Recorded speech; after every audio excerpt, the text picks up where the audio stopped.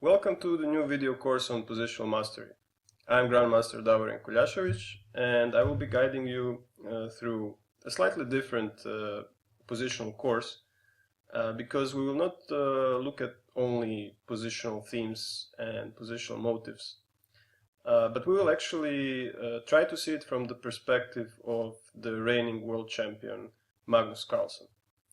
And obviously the motivation for this kind of video course came from his recent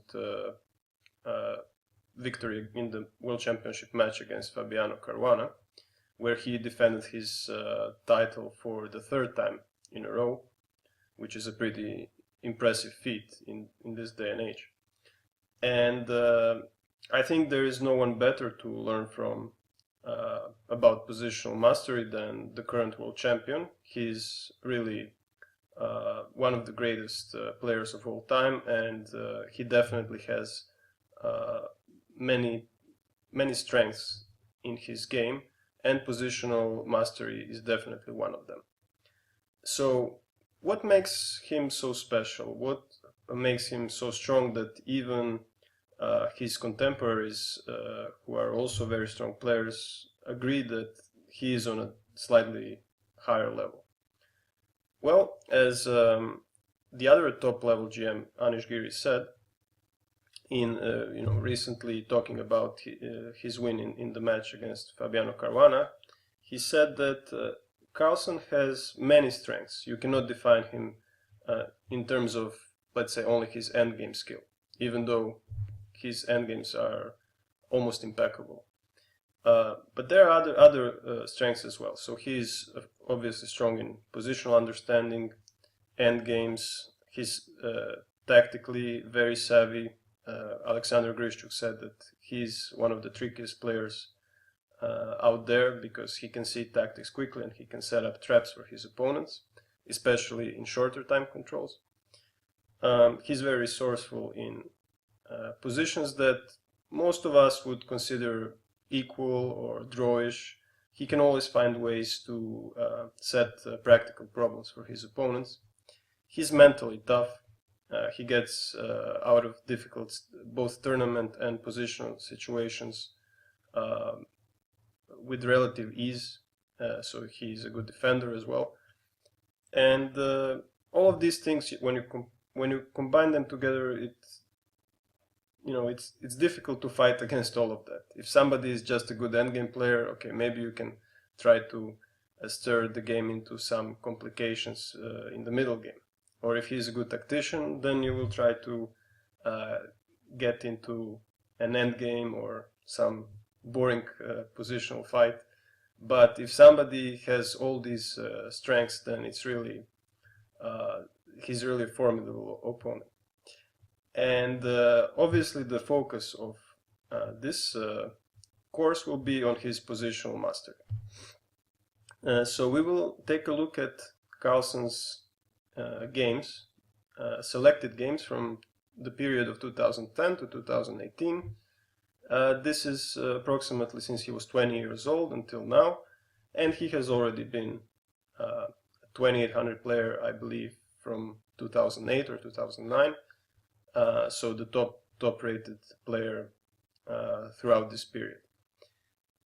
So we will divide these games according to different positional teams, just to make it easier to digest all this material, because some of the games, of course, have a clear positional theme, which is very obvious to the naked eye, but others have several overlapping positional themes, or maybe they're not so immediately so easy to see. So I think the best way is just to divide the material by these topics. So I will now list the positional themes that we will cover. The first one will be suffocating the opponent. So these are basically examples where Carlsen just doesn't let his opponent get any active play at all. And this is probably the worst thing that can happen to you against such a strong player. And then we will see how he just doesn't let his opponent get any counterplay, and slowly but surely pushes him to the edge. The second theme will be quote-unquote the steamroller. This is basically the kind of scenario where Carlsen is slowly pushing you back. You have some active possibilities, of course, but none of them seem to work. You're just trying something, but it's like you're fighting against a wall, and the wall is slowly moving towards you. Of course, this is all in positional sense, so there's no really any tactical shots or anything like that. It's just you're getting slowly positionally outplayed. The third one is again somewhat catchy title, Taking Youngsters to Positional School, meaning that Carlsen is playing against the players of younger generation, where he's just showing them, how to play positional chess. They're trying something, but they're simply not on his level in terms of positional understanding. The fourth topic will be outplaying solid grandmasters with black. And anyone who has played in serious tournament games against very solid opponents knows that this is one of the most difficult things in practice, to outplay an opponent who, with white pieces, is ready not to risk anything and just play his solid positional game. A lot of times, of course, you cannot do much, and a draw is the best you can do. But we will see from Carlsen's games how he positionally outplays even such super solid opponents. The fifth one is getting the most out of a symmetrical position.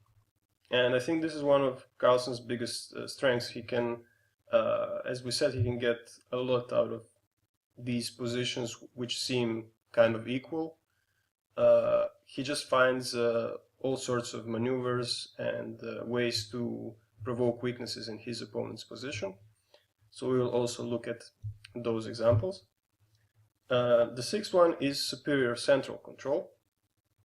And there are some really nice examples from recent years where Carlsen just outplayed strong 2700 opponents simply by having just a slight advantage in the center, but it was good enough for him to put pressure and again limit their opponent's counterplay. And we know how important it is to have the advantage in the center. The next topic is superior pawn structure. So, of course, pawn structure is one of the most important positional factors.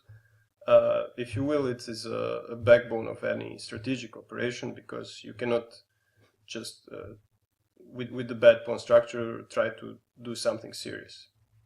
You have to have a solid pawn structure. So, one of the important things in Carlsen's games is that he always takes care of his pawn structure. I've noticed he rarely compromises his pawn structure unless it will give him some very concrete advantage of other sort. And he often tries to play against his opponent's pawn structure. And we will have two more topics. One of them is positional pawn sacrifice. There is no need to elaborate on that too much. This is a very well-known positional device. We sacrifice a pawn to get certain positional advantage, and we are hoping that this will, in the long run, prove as a good investment. So we will see examples of that in Carlsen's games. And the last one is outplaying a strong opponent in a complex middle game. This is kind of a vague last topic. Those are some of the games that I couldn't really classify as anything else, but simply, there are many positional themes in these games, and it's quite complex. So we will see how Carlsen, and this is probably the highest kind of positional skill, where he outplays very strong opponents in such complex positions. So these are the themes, positional themes that we will cover. Now, you might have noticed that a lot of Carlsen's positional games, since he is predominantly a positional player, they often transpose into endgames. And he has, let's say, a positional advantage in the middle game. His opponent maybe is not too happy with that middle game, so he tries to get into a slightly worse endgame. Or Carlsen transposes into the endgame himself, and then he shows his endgame skill there.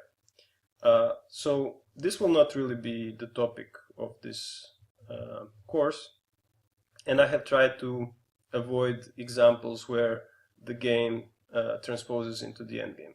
I rather focused on those where the game has already pretty much been decided in the middle game part, so that we can really see how his positional mastery has played out.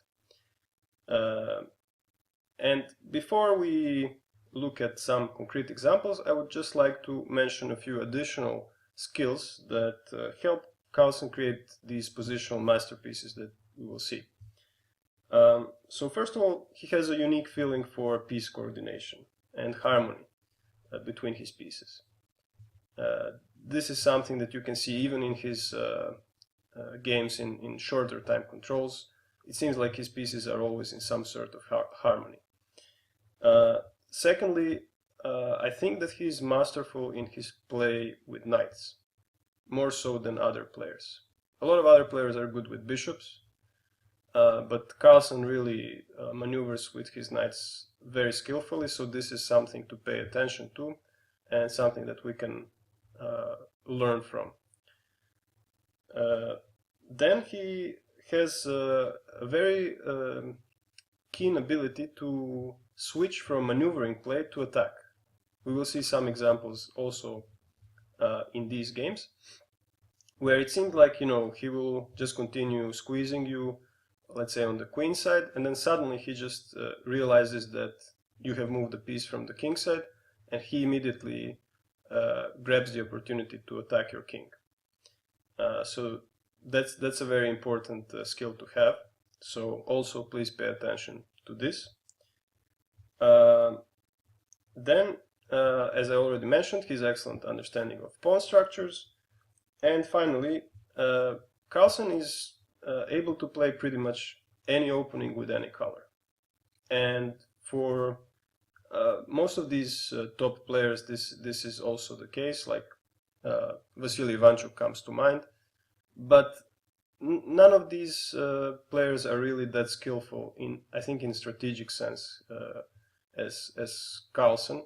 Maybe Alexander Grishchuk is another one that if I look at his games from any opening, I'm pretty sure that he's going to play them properly. But Carlsen just has such a wide repertoire of these opening and middle game positions that he understands that it is just very difficult to prepare for him in a traditional sense, where you find your opponent's weak spot in a certain position. So this is one of the things that helps him really get the most out of his positional mastery as well. So this is basically a small introduction. I hope that it has become clear what we will talk about in the video course here. Of course, the focus will be on Carlsen's positional mastery, but I will try to point out if there are some tactical nuances and some opening things in the opening that are important for a particular game. Now, the game that we will start with is sort of an introductory example to see how Carlsen sort of easily outplays a very strong player. And this is the game that was played in 2015 in the Gashimov Memorial with white pieces, Magnus Carlsen, with black Shahriar Mamedyarov. And the game opened with d4, d5, the Slav defense. And you can see already that Carlsen, when he plays a move like e3, he prefers slow development, a positional development, rather than knight c3, which leads to a more theoretical battle. And Mamedyarov in this game went for the Schlechter variation, which is also very positional, very solid, if somewhat passive, because the bishop on g7, unlike in the Grunfeld here, it's a little bit closed, because black has not played the move c5 to open up the center, but it's a very solid system for black. And this move b6 that Mamedyarov played, it's a favorite of another strong player, Chinese GM Li Chao. And the idea for black is simply to develop his bishop to b7, and then continue developing with knight e6 and knight d7, and eventually push c5 if white doesn't do anything concrete. And in that case he would have a double fianchetto, and it would be a sort of interesting, complex middle game. And very often this is the issue in these openings: how do we develop the light square bishop? So a lot of times they have done it with bishop g4, sometimes with bishop f5, and even bishop e6. So this is sort of a new way to solve this positional problem of the light square bishop. And here white has many options. For example, he can play b4 to gain some space on the queen side. b3 is also, it's a more sort of safe option, where you don't create any weaknesses, but you just kind of develop with bishop b2, and maybe you put the rook on c1 and so on. But Carlsen played a different move, a more concrete one. He played a4. And this shows that he immediately tries to create weaknesses in black's position. Because the point is, for instance, if I just continue developing like this, bishop b7, now white can either start with b4 or play a5 immediately. And here we can see the point of pushing the pawn all the way to a5. Now it's really inconvenient for black to develop the way he would like to, with knight d7, because of a6, and the bishop on b7 now just has to retreat back to c8, and that's not really the way to play the opening. So this is white's idea with the move a4, and black has several ways to counter that. He could also play bishop a6 to attack the c4 pawn, or change his mind and develop his bishop somewhere to f5. But Mamedyarov decided to have none of that, and he played a5, basically stopping white's plan. And also now b4 square might be, let's say after moves like knight a6, knight b4, this could be a good outpost for black pieces. But on the other hand, this weakens both the b6 pawn and the b5 square in case of this exchange. And this is what Carlsen did. So he took on d5 immediately. Now, another reason why white would take like this is that if black takes back with the pawn, this takes away the possibility for black to ever play the move c6, c5, which sometimes is a good idea for him in these positions. And this means that the bishop on g7 will remain closed for a while there. Now, of course, it was possible to take with the knight, so this leaves the b5 square defended, and also it at some point it preserves the option for black to play c5. However, this gives up the center, so white can build up a very strong pawn center, and I believe that this would be a better position for white, simply because he controls more space. Black would have, of course, the outpost on b4, but the center is slightly more important here. Anyway, Mamedyarov played c takes d5, but now, as we said, b5 square can be a comfortable base for white pieces, and Carlsen continued b3, simply wants to develop his bishop. And here Mamedyarov had several options. Of course, simply completing his development like this shouldn't be bad. White is slightly more active. In this symmetrical structure, his bishops are more meaningful than black bishops. And this is exactly the kind of position that Carlsen likes to play. And so Mamedyarov decided to go for something sharper. He played the move knight e4, trying to open up his bishop a little bit and create something in the center. But this is a slight positional mistake, because first of all, he's falling behind in development. He's playing with the same piece twice, and he has not developed his queenside yet. And then secondly, after this exchange, he will have a worse pawn structure. He has double pawns after all. He has gained some space in the center, but he has given up the c4 square, which white can use for either his knight or his bishop. And so now white will try to put the pressure on his weak pawns, b6 and e4, at least for a while. So after these developing moves, Mamedyarov played the move f5 to support the e4 pawn, and his idea is basically to create a blockade on d5, play knight d7, and just keep a solid position. However, this is also weakening his king a bit, and the e5 square. So white continues with his program. He assumes the open c-file and this very nice square that has been weakened after the exchange on e4. And here we have the critical moment. Both sides have developed, and how to continue? Well, black wants to create a blockade on d5 square. And for instance, if white just continues something like this, queen d2, and then rook d1 or something, it's really not clear how to capitalize on his slight positional advantage. So he will need to resort to some pawn breaks. Now, in this position, there is a pawn break f3, there is also b4, and this is all good. White could play it this way, but Carlsen found a better way in this position.